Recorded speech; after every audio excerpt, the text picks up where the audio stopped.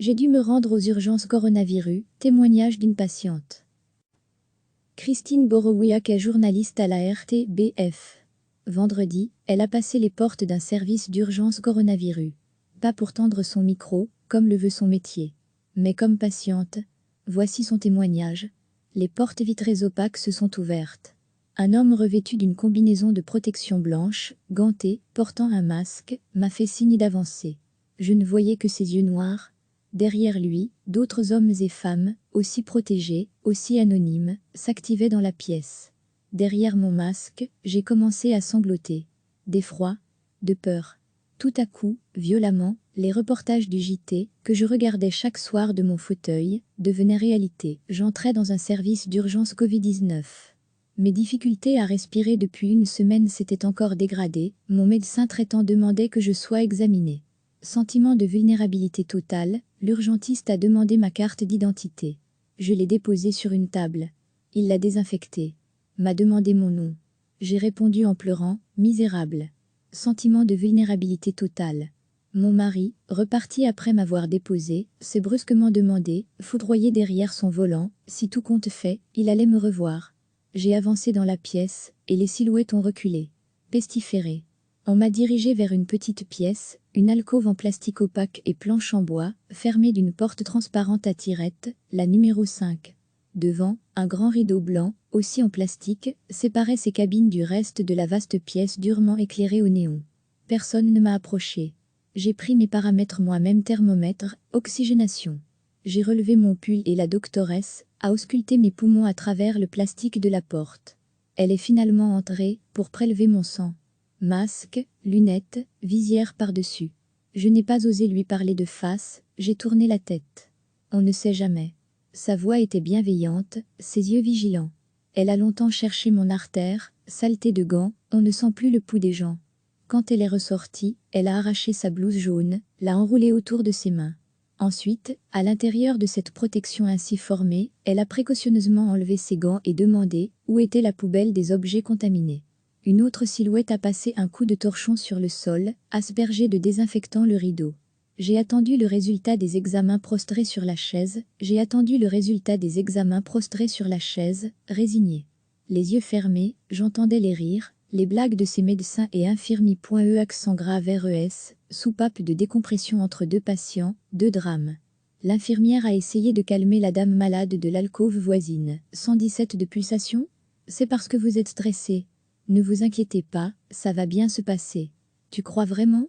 Degré à lire aussi toutes les infos sur le coronavirus. J'ai finalement été renvoyée chez moi. Il faut continuer le dafalgan et l'aérosol et attendre que ça passe. Le virus provoque souvent une rechute et puis ça ira mieux. Soulagement immense. Revenez si ça se dégrade encore. Non, je vous assure, plus jamais un pied chez vous. J'ai remercié la doctoresse et l'infirmière. Leurs yeux ont souri, un instant. Après, c'était fini, j'étais déjà sortie de leur esprit, de leur vie, place aux malades suivants, à la concentration. Je suis sortie des urgences et du parking souterrain en remontant la file de voitures qui attendaient de déposer un malade. Sans oser jeter un regard aux occupants. Je m'en étais sortie, moi. Ma présence devenait tout à coup obscène. J'ai baissé la tête. Mon mari m'attendait sur le parking de la morgue, installé juste à côté. Bonjour l'ambiance. On s'est assis par terre, serrés l'un contre l'autre, sans un mot, profitant d'un rayon de soleil et de ce futur à nouveau possible. Durant cette heure passée de l'autre côté du miroir, j'ai croisé 5 patients et 7 voitures avec un passager malade.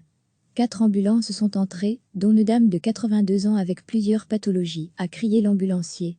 Une camionnette de pompe funèbre a embarqué un corps, enfermé dans une housse. Un camion transportant de l'air liquide a regagné la sortie. C'était vendredi matin, aux urgences de l'hôpital Marie Curie à Charleroi, et je n'en suis toujours pas remise. Recevez chaque matin l'essentiel de l'actualité. Christine Borowiak est journaliste à la RTBF. Vendredi, elle a passé les portes d'un service d'urgence coronavirus. Pas pour tendre son micro, comme le veut son métier, mais comme patiente. Voici son témoignage. Les portes vitrées opaques se sont ouvertes. Un homme revêtu d'une combinaison de protection blanche, ganté, portant un masque, m'a fait signe d'avancer. Je ne voyais que ses yeux noirs. Derrière lui, d'autres hommes et femmes, aussi protégés, aussi anonymes, s'activaient dans la pièce. Derrière mon masque, j'ai commencé à sangloter. D'effroi, de peur. Tout à coup, violemment, les reportages du JT, que je regardais chaque soir de mon fauteuil, devenaient réalité. J'entrais dans un service d'urgence Covid-19. Mes difficultés à respirer depuis une semaine s'étaient encore dégradées, mon médecin traitant demandait que je sois examinée. Sentiment de vulnérabilité totale, l'urgentiste a demandé ma carte d'identité. Je l'ai déposée sur une table. Il l'a désinfectée. M'a demandé mon nom. J'ai répondu en pleurant, misérable. Sentiment de vulnérabilité totale.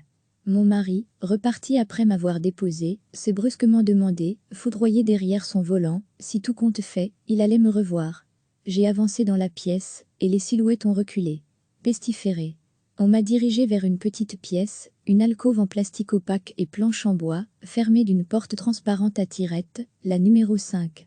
Devant, un grand rideau blanc, aussi en plastique, séparait ces cabines du reste de la vaste pièce durement éclairée au néon. Personne ne m'a approché. J'ai pris mes paramètres moi-même, thermomètre, oxygénation. J'ai relevé mon pull et la doctoresse a ausculté mes poumons à travers le plastique de la porte. Elle est finalement entrée pour prélever mon sang. Masque, lunettes, visière par-dessus. Je n'ai pas osé lui parler de face, j'ai tourné la tête. On ne sait jamais. Sa voix était bienveillante, ses yeux vigilants. Elle a longtemps cherché mon artère, saleté de gants, on ne sent plus le pouls des gens. Quand elle est ressortie, elle a arraché sa blouse jaune, l'a enroulée autour de ses mains. Ensuite, à l'intérieur de cette protection ainsi formée, elle a précautionneusement enlevé ses gants et demandé où était la poubelle des objets contaminés. Une autre silhouette a passé un coup de torchon sur le sol, aspergé de désinfectant le rideau. J'ai attendu le résultat des examens prostré sur la chaise, résigné. Les yeux fermés, j'entendais les rires, les blagues de ces médecins et infirmiers. Accent grave RES, soupape de décompression entre deux patients, deux drames. L'infirmière a essayé de calmer la dame malade de l'alcôve voisine. 117 de pulsation? C'est parce que vous êtes stressé. Ne vous inquiétez pas, ça va bien se passer. Tu crois vraiment? Degré à lire aussi toutes les infos sur le coronavirus, j'ai finalement été renvoyée chez moi. Il faut continuer le dafalgan et l'aérosol, et attendre que ça passe. Le virus provoque souvent une rechute, et puis ça ira mieux. Soulagement immense. Revenez si ça se dégrade encore. Non, je vous assure, plus jamais un pied chez vous. J'ai remercié la doctoresse et l'infirmière. Leurs yeux ont souri, un instant. Après, c'était fini, j'étais déjà sortie de leur esprit, de leur vie, place aux malades suivants, à la concentration. Je suis sortie des urgences et du parking souterrain en remontant la file de voitures qui attendaient de déposer un malade. Sans oser jeter un regard aux occupants. Je m'en étais sortie, moi. Ma présence devenait tout à coup obscène. J'ai baissé la tête.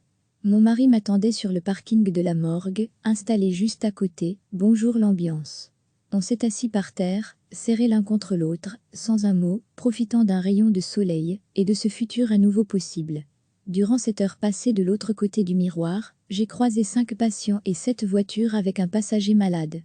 4 ambulances sont entrées, dont une dame de 82 ans avec plusieurs pathologies, a crié l'ambulancier. Une camionnette de pompe funèbre a embarqué un corps, enfermé dans une housse. Un camion transportant de l'air liquide a regagné la sortie. C'était vendredi matin, aux urgences de l'hôpital Marie Curie à Charleroi, et je n'en suis toujours pas remise. Cliquez sur s'abonner pour recevoir les dernières nouvelles.